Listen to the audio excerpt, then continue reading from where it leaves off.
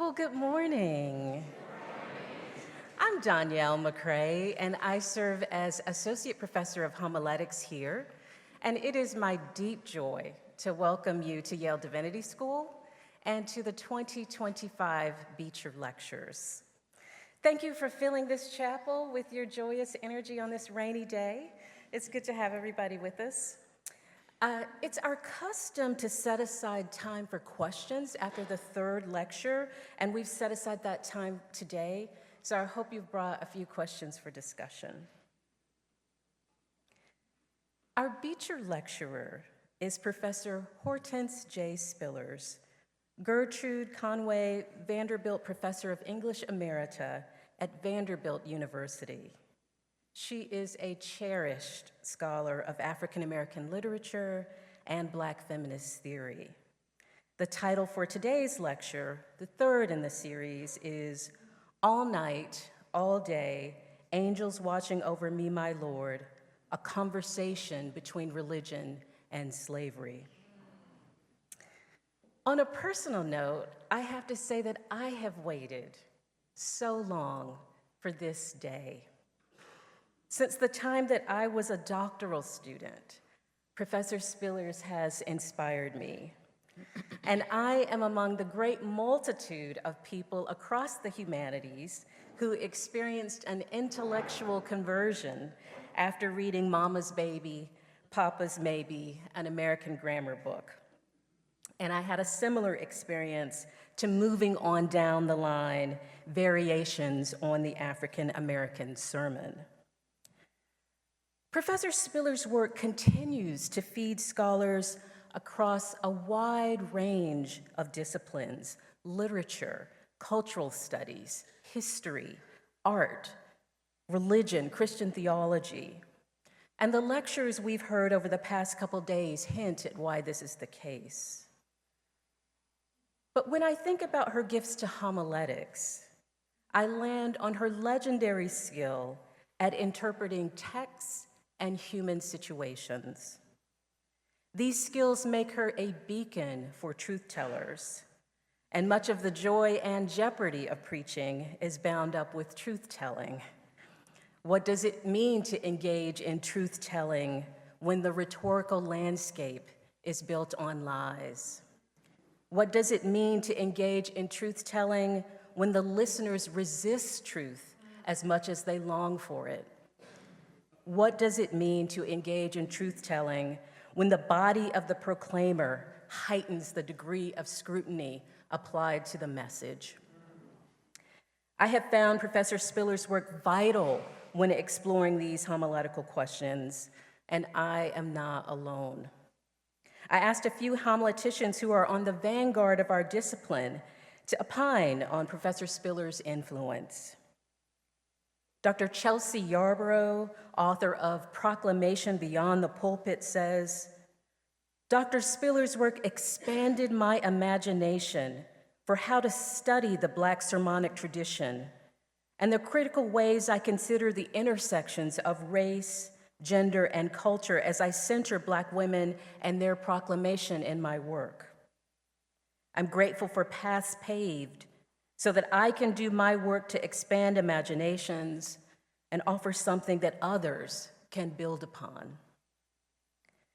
Professor Courtney Buggs, director of the Christian Theological Seminary PhD program in African American Preaching and Sacred Rhetoric, observes that after reading Spillers, I found myself with language to describe experiences that had seemed indescribable. Her work was radically different from anything I'd ever read, and it challenged me to think critically and liberally. Professor Lisa Thompson, author of Ingenuity, Preaching as an Outsider and Preaching the Headlines, responds, Spillers has held fast to the lived tapestries of Black experiences, embodiment, and power, offering a crucial interlocution for those of us in homiletics. She reminds us that the grammars of religion and rhetoric must contend with the unspoken histories that shape our sermons and social imaginaries. Now, many more homileticians might be quoted here if time allowed, but suffice it to say that Professor Spillers' scholarship is an enchanting delight, a salve for hidden wounds, and fuel for the long, steep, craggy journey ahead of us. This introduction is a long way of saying thank you, thank you. May the all-compassionate God bless you, and welcome to Yale Divinity School. Friends, will you please join me in receiving Professor Hortense J. Spillers? Thank you. Thank you. Thank you very much. Thank you. Thank you. Thank you very much.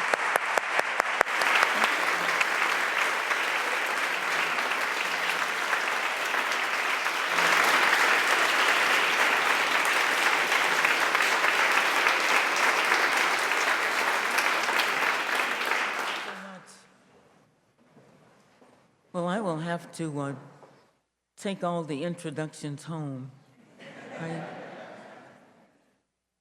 It's been tremendous to hear such nice things said about you. Thank you. And thank you for coming out on this last day. I should tell you that what I'm going to talk about today is still something that's in my head. I haven't quite worked it out. So you're going to get something that I'm sort of thinking about fresh. And so it's going to lack a certain finish or a certain conclusion. In some ways, it's going to be like the novel, I'm thinking of the novel that ends without a period.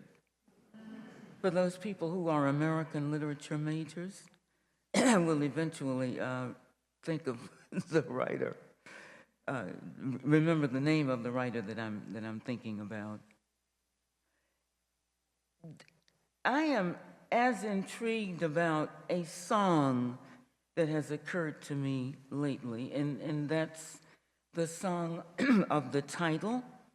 I'm not sure exactly when I heard this song. I do know that I was a very young person, and this was a long time ago, way back in the 20th century. And I'm thinking that a group called Wings Over Jordan sang a song, All Night, All Day, Angels Watching Over Me, My Lord. And I have even put a tune to it, though I'm not sure that's the right tune. And I'm also wondering what it has to do. I think I understand the ways in which it is related to the talks this week and the talk today.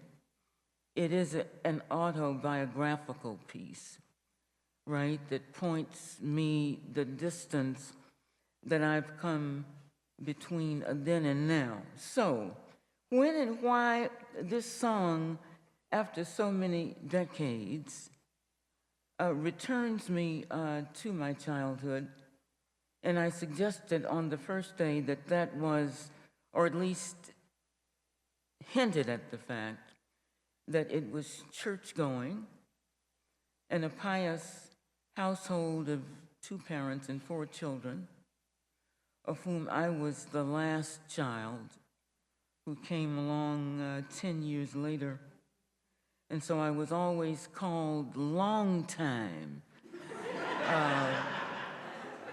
by my grandfather, whom I referred to as Mr. Grandpapa, right?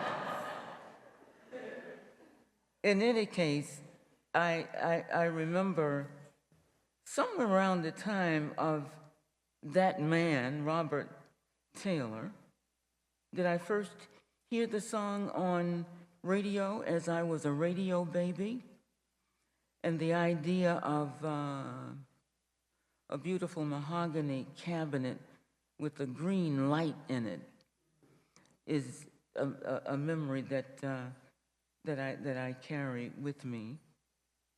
Or did I hear it as a live audience member listening to a choir or a glee club? In any case, it strikes me today, first of all, as a kind of witness, as the assuring solicitation that one is beyond the reach of harm. But given that the latter is not entirely familiar to human activity, we can never definitively outrun or outflank harm. The line is rendered solicitation, pure and simple, that the divine will grant favor. But if we rethink this line within the context of slavery and the long ordeal in its wake, it is the merciful assertion of hope with which enslaved communities, wherever they were located, greeted the unfolding day of the horrors of servitude for over 2 centuries. Today, it is almost as if, and I hope you're tolerant of my page turning here, it is as if a critical inquiry into slavery as a historical occurrence on American shores is suddenly an unpopular idea. And we're familiar with the bans on books.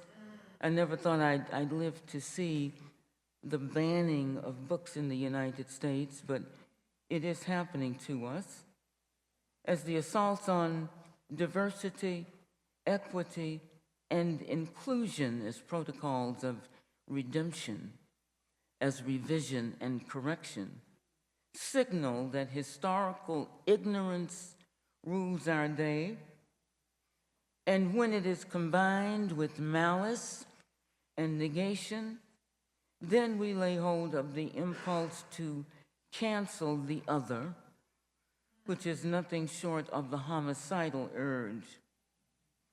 But the refusal to become a student of history is not only the mutilation of texts in one's own mind that tell a certain story, but it is, in short, the rejection of what I would call the mortal groan, of the very idea that one's time in this world is limited, that one's own powers might be metaphorized by way of a scene from James Weldon Johnson's God's Trombones, and I'm sure there are people here who remember James Weldon Johnson, the great poet of African American experience. The Prodigal Son by James Weldon Johnson has in it the line that I think begins the volume: young man, your arms are too short to box with God, right? The various strands of nationalism in embracing the arrogance of ego would forget its own struggle and striving toward humanity. Oblivion has convinced the arrogant that mortality is irrelevant to its own autobiography and that he or she is sufficient to their own ends. I think it is fair to say that the whole settling of what becomes the United States is a cautionary tale in arrogance that had to be redeemed by the religion of Frederick Douglass and Harriet Jacobs, of Alexander Crummell and Ida Bell Wells among them. What we regard today as the suspect evangelism of the corporate church, the church of profit, belongs to a time-honored tradition of capitalist activity that treats the church as though it were a dramatic prop in a stage play that had nothing to do with, quote, reality or its bottom line. This church of profit and profiteering, characterized by congregations of significant critical mass and systematic media attention, has certain elements of identity in common with the Church of Slavery. And that is to say, an interest in making itself a junior partner with power and privilege. Frederick Douglass, in his 1845 narrative, argues that the worst and most intransigent slave masters in his experience were churchgoers. And in one case in particular, the cruelest of his masters was a church leader. The annals of slavery would suggest that the Protestant churches were inconsistent about the import of baptism on the status of the enslaved. Did the act of baptizing an enslaved subject obligate the owner to manumit the subject? It is notable, according to historians, that by the end of the 17th century, as slavery advances, baptism did not mean emancipation, and it certainly did not assure deliverance. Richard Allen and the African Methodist Episcopal Church, for example, found their historic moment in response to white parishioners who pulled Allen and comrades up off their knees in prayer because they were attempting to assemble and pray in the same church as white people. What these examples would suggest is that the Protestant church is shamefully replete with contradiction, and even though we've never quite named the differences between black and white churches in some formal sense, our implicit recognition of a wide divergence almost declares them two different religions. The contrast was so crucial for Frederick Douglass that he appends his narrative with a comprehensive examination of the difference. It would not be an exaggeration to argue that more often than not, the Protestant church, in its most sustained witness, has been an accomplice to racial tribal aims. That is to say that the radical character of the New Testament, which inscribes the power and presence of Jesus Christ in the life of the world, is often missed, and what substitutes for it is the warmed-over pablum of an unimaginative chef. A full-on embrace of the radical teachings of Jesus Christ remains to this day a daring act. There is, however, another angle on slavery that might be introduced to this discussion, and that is to say, to what extent one is enthralled to forces that prevent the assertion of moral authority or the will to truth. Enslaved communities were therefore not alone in the dangers that they faced. Given the reading that I am suggesting here, the master class, in its bounden duty to profit, were fettered by their obsession with profit. Du Bois's larger political motives, expressed in The Souls of Black Folk and his work on Reconstruction, and in particular, certain chapters of Souls, spread before us a canvas of a world in the making. In this world, official slavery has ended, but what has emerged in its wake is an impoverishment that is invisible to the subject. When Du Bois proposes that Black culture embodies the antidote to industrial materialist protocols, he brings front and center that other way to be lost. As Du Bois describes it, materialism in the post-Reconstruction period became a dusty desert of dollars and smartness, to which desert Black culture was an oasis. So there you have a paradox that the man and woman at the bottom of the totem pole of value is called upon to save another from ruin. The entire South in Du Bois's picture is converted in the analysis to a field of possibility that demonstrates in short order the values of the spiritual and the intellectual. And what I would like to do in bringing these remarks to a close is to say that the puzzle that I'm trying to articulate now takes us back to Rousseau's words, and I think about these words every day, that human beings or men and women speak about freedom everywhere, but everywhere they are in chains. And it seems to me that what we are looking at in the situation of Western societies, and the United States is having its turn at it now, is precisely those circumstances that I think Du Bois is laying out in Souls of Black Folk so long ago. A prosperous industrial South at the close of the Civil War is forgetting certain spiritual and intellectual debts to which Du Bois would call them.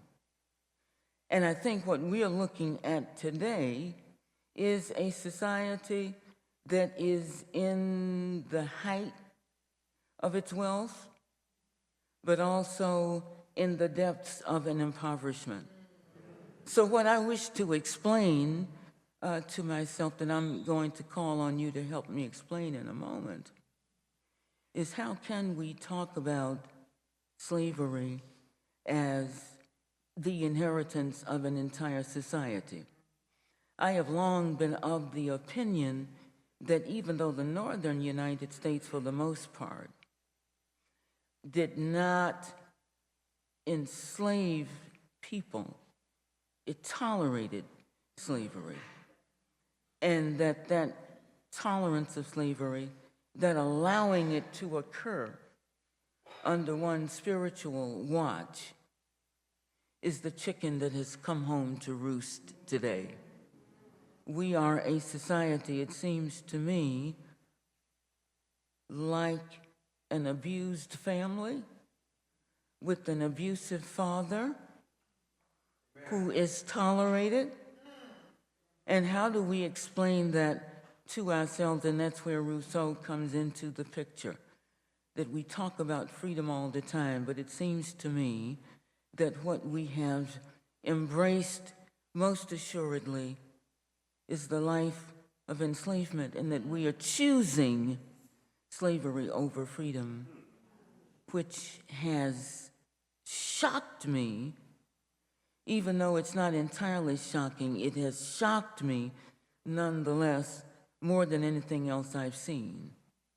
That a society could look at two people last November, one of them on one side by the name of Kamala Harris, and one of them on the other side who was not a stranger by the name of Donald Trump.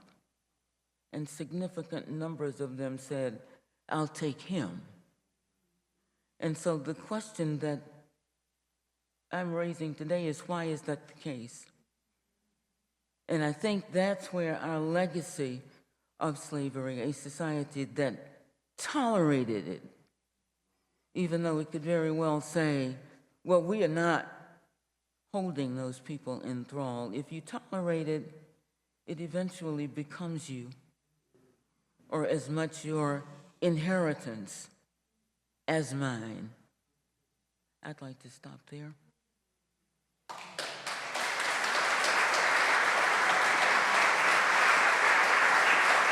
Thank you.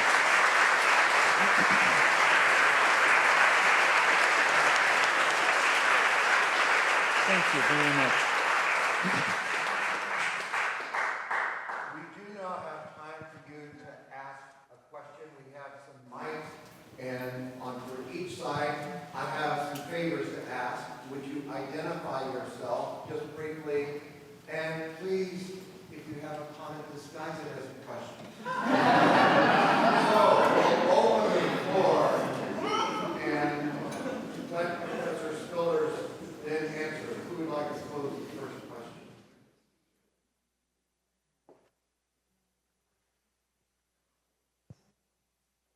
Up here, Jonathan.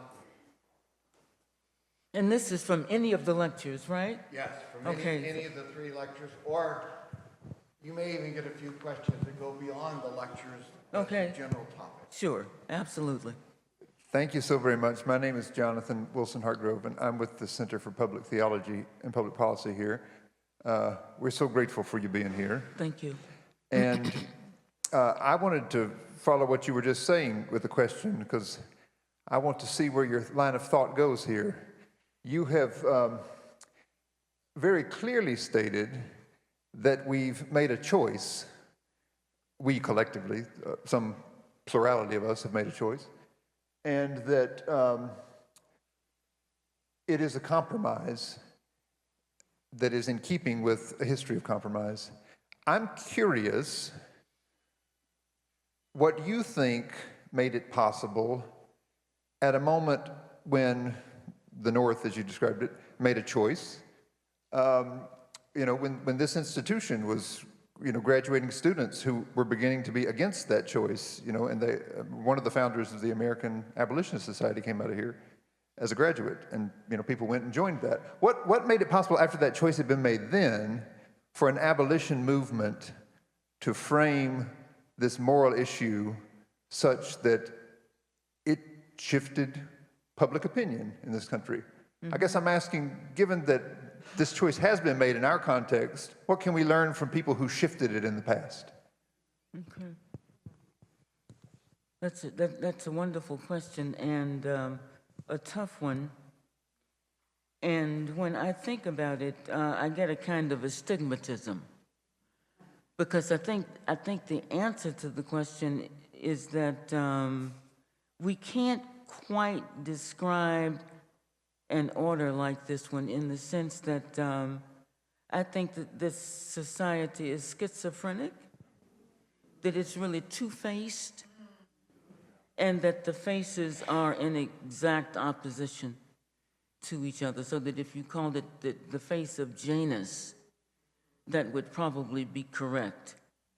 That there's one that is looking ahead and looking progressively, and one that is always looking backward, right?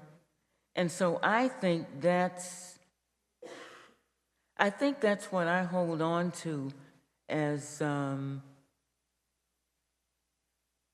aspect of hope, that the face that is the progressive face that perhaps has always been a minority, it's never been, I think, the majority instance in the society, that it is that face will eventually win because of the powers of moral suasion and persuasion that it has. I still think that's there in this society, even though there are times now when it appears to be eclipsed. But my hope is that we can take some hope or some anticipation for hopefulness in that past that you're describing.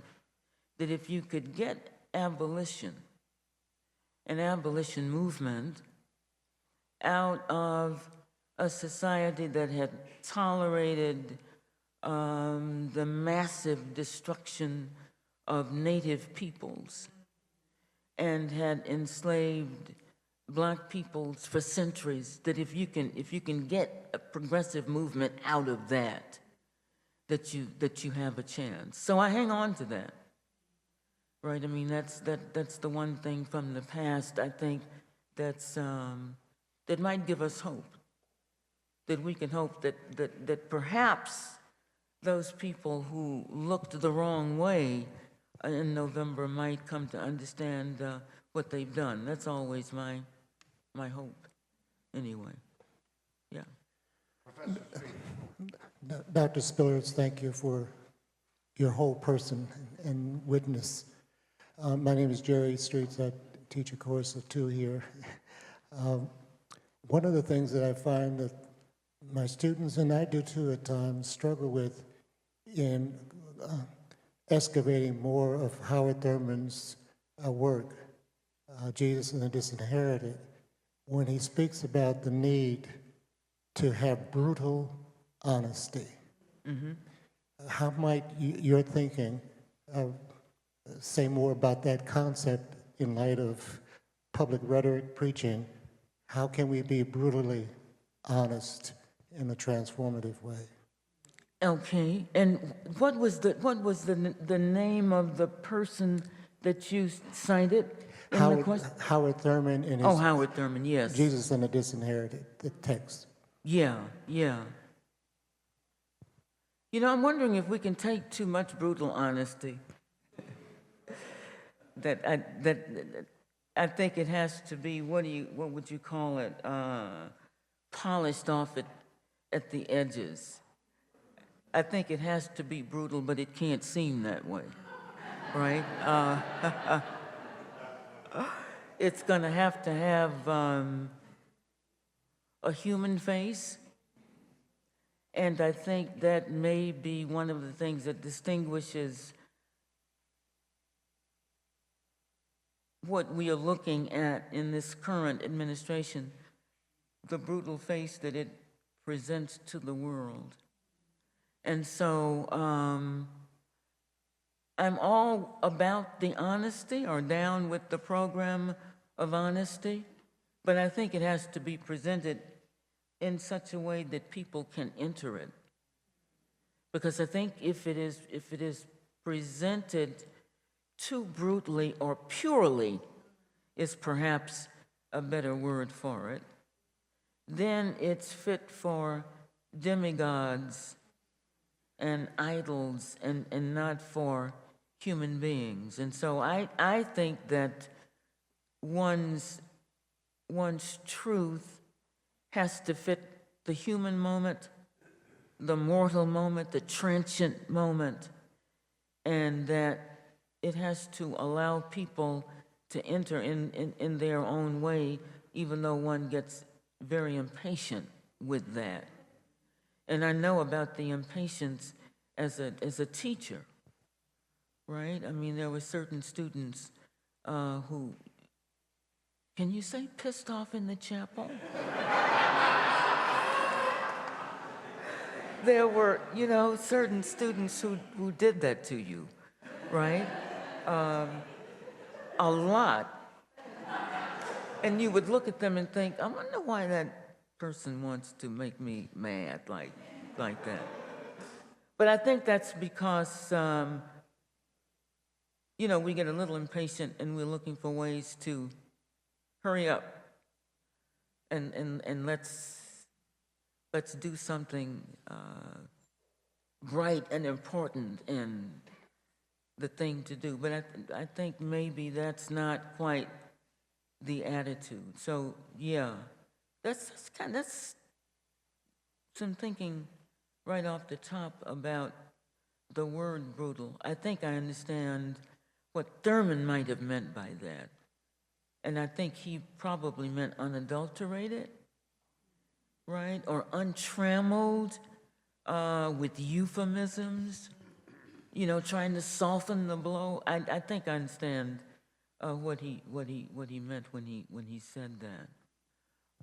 But the other way of thinking about brutal is to think of it as a way that does not invoke or evoke or invite, but batters. And that's what I would wish to avoid, the battering aspect or the intimidating aspect of truth. Yeah. Professor Tonstad. Hi, Lynn Tonstad. I've been trying to understand what it would mean to read you for about a decade now. And I think I've gotten to the point where I have some kind of referent in my head for maybe every sentence in the first section of Mama's Baby, Papa's Maybe. Yeah. Some sort of structure. And where that came from, I think, in addition to learning from colleagues and conversation partners and the many ways that you have taught, as I became increasingly poisoned by the prison of language that had entered in here in the practice of theology and the practice of my daily existence, there was a different practice that felt like cool water spring. And it was the practice that gave me the closest that I can get, I think, to an experiential access point to anything that you're describing in the groan, the moan, right? And it was dance. It was dancing with people, weaving the materiality of our bodies together with a kind of direction toward the other, along with an honesty that I think is both bodily and verbal, very much along the lines that you're describing, where a kind of warm setting on the part of the speaker would let me, the hearer who was being, shall we say, taught a little something on occasion, hear that in a way that didn't crush me. And then I realized that I never hear that in a way that doesn't crush me. And I started trying to understand how people were speaking to enable this. And then I would come back here to my classroom, and I couldn't find that language. I couldn't find that feeling. So I was trying to code it into the body, dancing, so that I would know when I was close to something that I should go towards. And I've just been thinking about that in terms of that entry point question. I would love to hear if you have any thoughts. Yeah.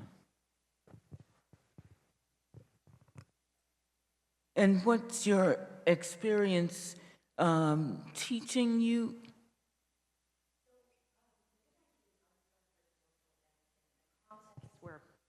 Sorry, thank you.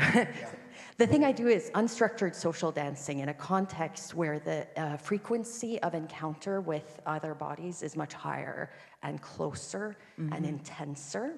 That cheek by jowl thing you were describing, Right. that is exactly right. That sort of intensification of the sensation of space, because now there's room for more, right? The movement makes the room. Yeah. And then combined with the way that I was, my sort of and I was never good at this, but I learned to at least have some sense of what someone was telling me with their body. And I hadn't had any idea that that was even a thing one could do.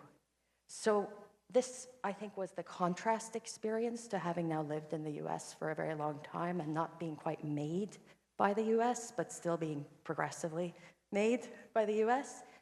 And the sedimentation that experience was attaching to words that are words of justice in their substance, but have become unusable right now. Because I think of the reading practices that we have been taught, and I have understood, for me at least, something of what you're describing as the reading practice I need to undertake to go towards that.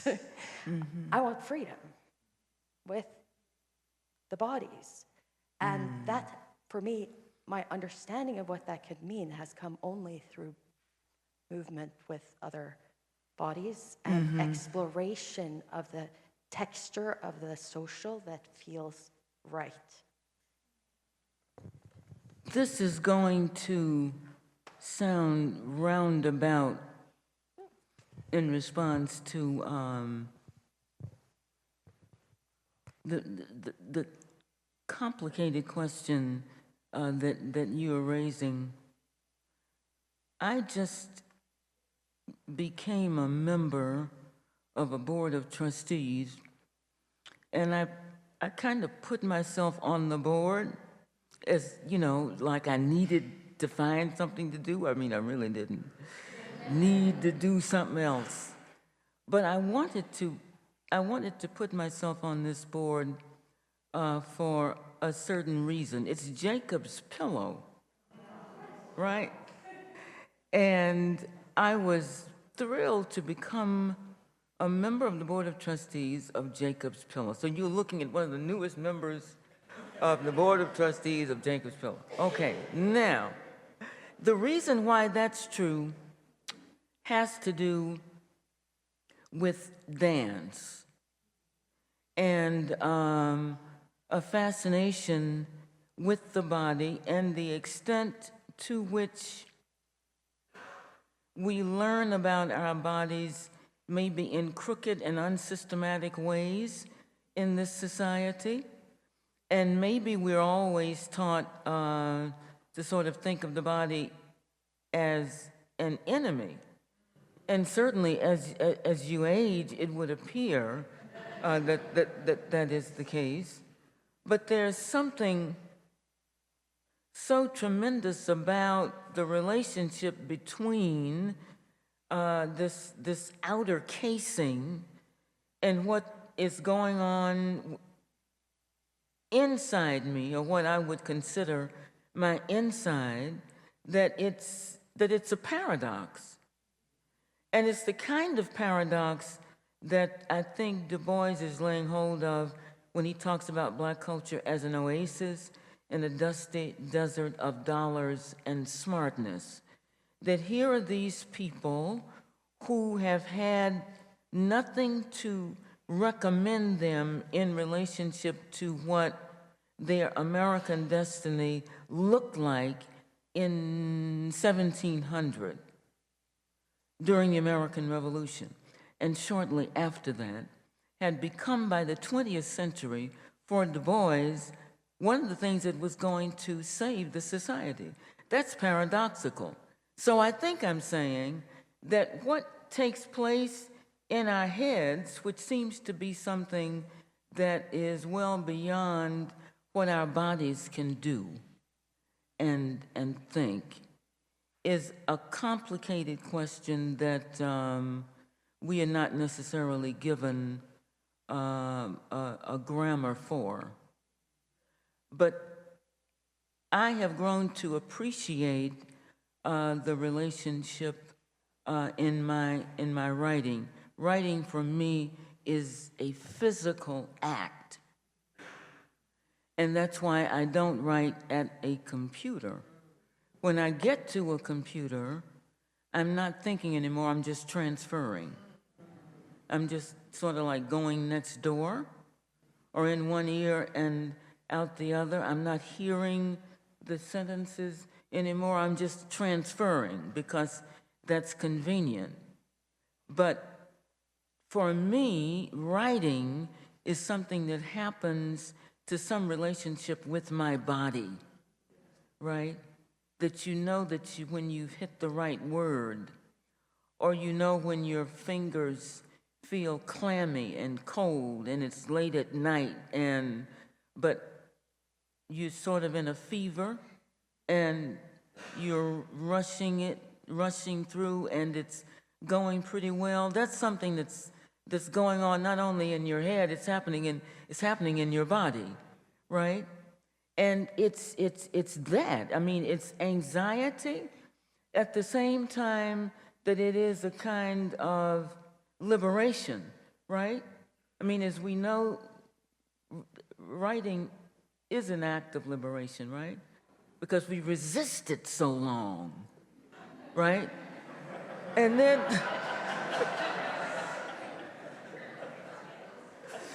and then finally, and you say it to yourself, oh, okay, I'm writing again, right? And it's just that scary, it seems to me. And I think that's why we avoid it so long, because you never want to confront a page where nothing is happening. But when you think that something is going to happen or about to happen, that's when you can write. And so at the same time that it's anxiety writing or anxiety written as an activity, it is also a liberational move. That happens in my body and not just in my soul or in my head. It happens physically or bodily. So how do you convey that experience in a classroom to students? I don't know if we ever know that. I mean, I think you try to relax students in the context of the classroom as much as you can do so that they are not intimidated by the experience of sharing their ideas with other people. And once that happens, I mean, that's something that I think you can physically feel. I mean, it's somehow palpable or palatable. I mean, you can almost touch it when it happens, and that's what makes professors happy after certain classes, right? And you say, "How was class today?" And they said, "Oh, it was really good."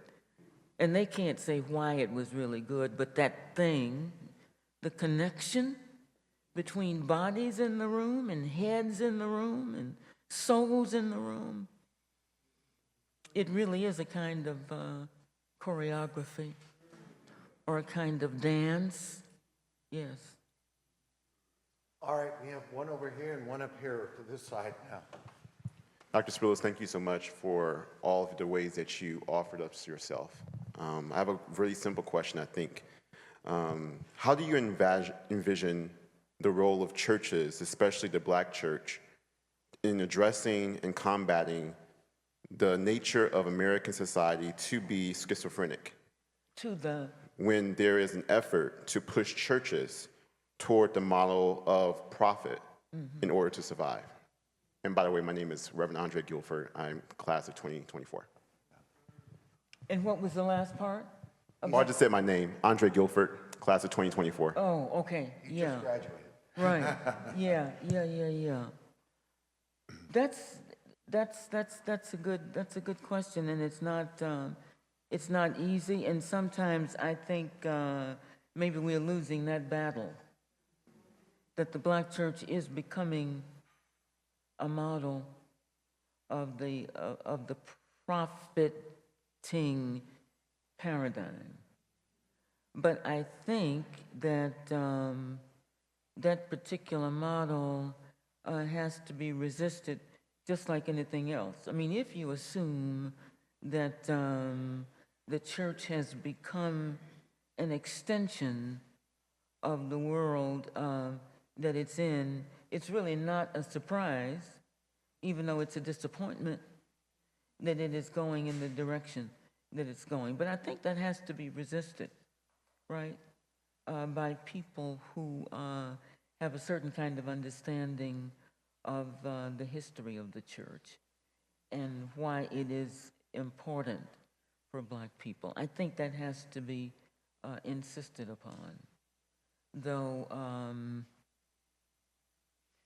maybe not so many people will carry that message. I'm convinced that maybe a minority is enough, right? That where there are a few committed, a relatively few committed and dedicated people, they can get the job done. Because I'm convinced that that's what happened in this society with abolition, the women's movement, civil rights, the current movements in gender and sexuality and cultural studies and so forth. Those messages were carried by minority personalities, right? Those people who do not identify with some majoritarian interest. And so it is a commitment to the minority that I think will carry the day.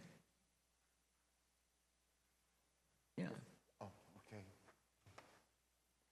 She's passing now.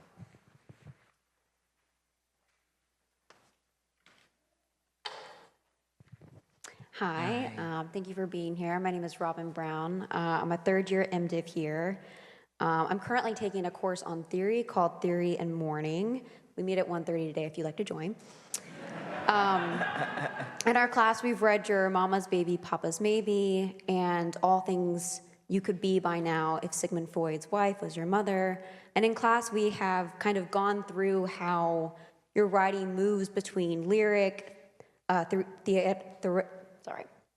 theoretical and historical registers in ways that feel like jazz improv. You've also spoken about the role of music and its influence in your work, including these lectures. So my question is, do you listen to music while you write, or do you find music working through your memory and body in other ways? It's a good question. The problem with listening to music as I work is that it stops me from working, right? Because I am constantly going, oh, okay. I can't move around, but I can tear a seat up, right?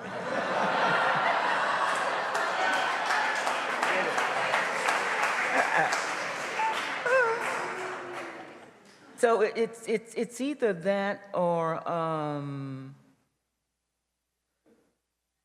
here lately I've been rediscovering Leontine Price, right, and operatic arias. You know, I love opera because, you know, I was a kid who was in love with lights and action, and so I love all of that. So the problem is that, and I remember this in things that I write now, so that I tend to just have the music in my head but not on because it's going to make me stop and sing along or try to dance along, or it's going to take me someplace else that I don't need to be because I'm trying to finish a page or a paragraph or a sentence, right? So it's sort of like remembering certain music rather than listening to it because it's so seductive. Yeah, takes me away from what I'm doing. Ahmed has a question. Can you bring her a mic?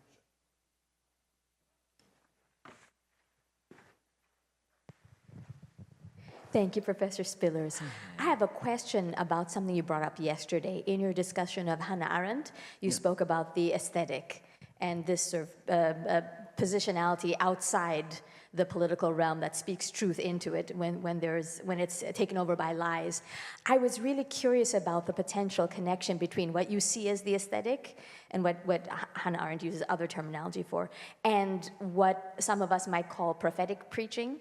This is something that Bishop Barber had spoken about. One of the students who met with you yesterday mentioned that Bishop Barber had preached in chapel earlier this semester precisely about this notion of the need for prophetic preaching in an age like ours. So I'm curious to know how that connects with you, if these are potentially overlapping categories or if there's some distinction in your mind. Yeah. I do think that prophetic preaching. Well, let me ask you a question. Let's have a little conversation. How would you define prophetic preaching? Could you define it in a way that's kind of short? Well, I'm sitting next to one of our homiletics professors, so I would defer to our homiletics professor sitting next to me. All right.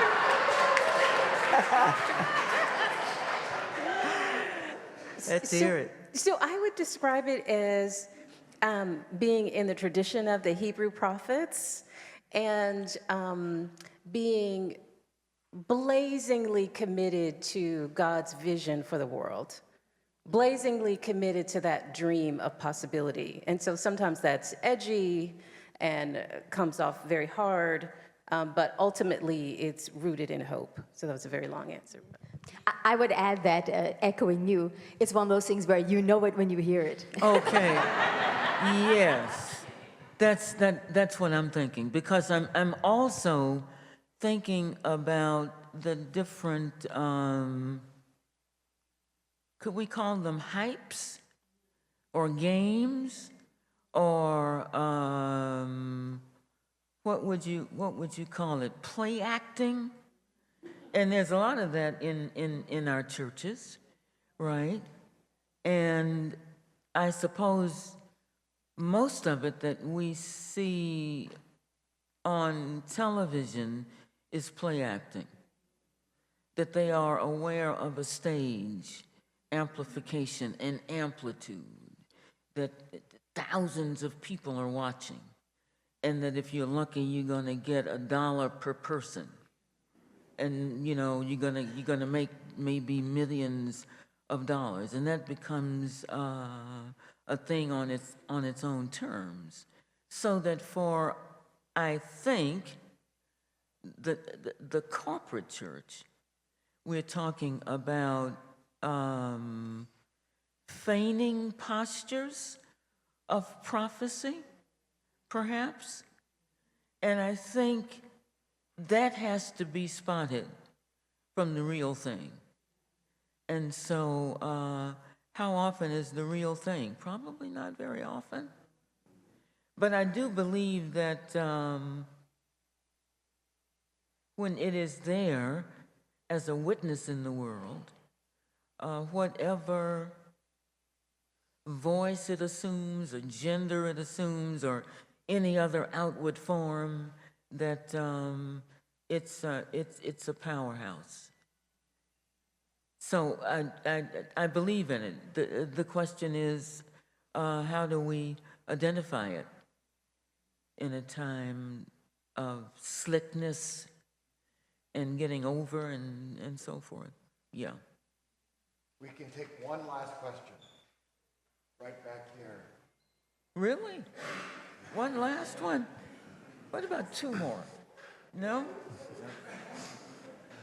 Thinking back to your first lecture where you talked about the sermons engendering subjects through the interaction between preacher and congregation. You have a paper, Free Women's Fiction, where you compare Margaret Walker's Jubilee and Toni Morrison's Sula as different ways of framing the possibilities of black women in literary and political imagination. In Jubilee, I think you described as sort of the outworking of a myth where there's only two possibilities, like sort of liberating or enslaved, whereas Sula kind of breaks the mold of the myth in a counter-mythological posture. Mm-hmm. The sermon can presumably engender subjects under the auspices of both myth and counter-mythology. How, as a preacher, would you approach trying to preach a counter-mythological sermon to engender a subject that is able to break out of the sort of imposed myth rather than engendering subjects into the myth? Wow. Okay. Who am I? Sorry.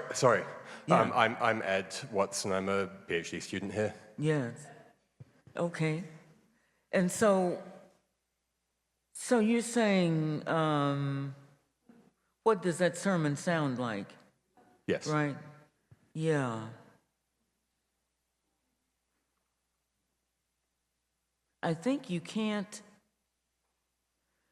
can't anticipate exactly what, that's not the right word. I don't think I can prescribe it, but I think it strikes various postures. As a matter of fact, I think there is a way in which a sermon actually might not be a sermon at all. It might be something else, or it might not present itself under the auspices of a church. It might present itself some other kind of way. In, for instance, a dance hall. I'm thinking about, or the dance stage. I'm thinking about the Alvin Ailey dancers and that wonderful piece with the spirituals in it, Revelations. I've seen Revelations in person, and I've seen it on television a couple of times, and I cannot think of a greater sermon than the Ailey dancers. I cannot think of a greater sermon than Aretha Franklin singing anything, or Leontine Price enacting Aida on a stage, or Pavarotti singing the Nessun Dorma from Turandot. I can't think of moments that they transform me. I mean, I can be brought to tears listening to Bach as well as Whitney Houston, right? Or a John Coltrane solo, right? So there are all these instances that run the gamut of the arts, and then there's certain paragraphs by certain writers that I read that do something really very similar. None of them have announced themselves as sermons or particularly sacred or anything that would invite forms of silence or of prayer. But that's what they do. I mean, they take you inside your own humanity. They take you to a place that is about your own mortality and your own fragility and vulnerabilities, and that of the people around you who become, in those moments, just people, right? I mean, there are no presidents or this thing or that thing. I mean, they are people in appreciation of being here. And it's that celebration, I think, that the sermon brings us to. And it can do it in different ways, right? And so that's what I would specify, that it comes in different forms, different ways, all the time. And what we pray is that we're able to recognize it, right? Yeah. There are a few times when you are able to hear somebody who has a truly independent mind, with keen powers of observation, great powers of analysis, and a gift for expressing their thoughts in memorable and artistic ways. I don't think any of us who have been here the last 3 days will ever forget the experience of hearing you deliver these Beecher lectures. We thank you for your life, for a life in which you have overcome a lot of what you were talking about, and for challenging us to carry the torch that you have carried so highly with such brightness throughout your entire life. We thank you again for the honor. Thank you.